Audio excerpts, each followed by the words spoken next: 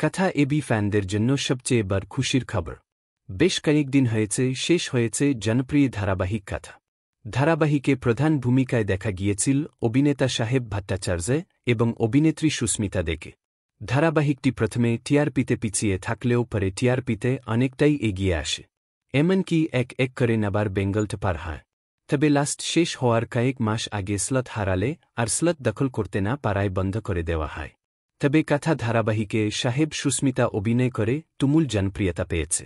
তার প্রমাণ 2024 সাল থেকে 2025 সালে তারা অসংখ্য অ্যাওয়ার্ড জিতে নিয়েছে।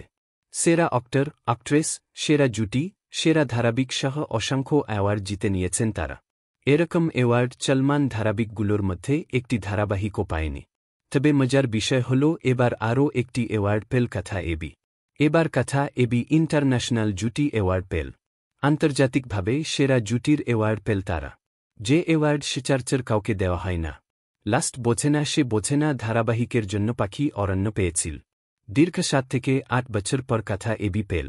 কথা এবিকে আপনাদের কেমন লাগে? তাদের নতুন ধারাবাহিক দেখার জন্য আপনারা কারা কারা অপেক্ষা করে আছেন কমেন্টে জানাবেন।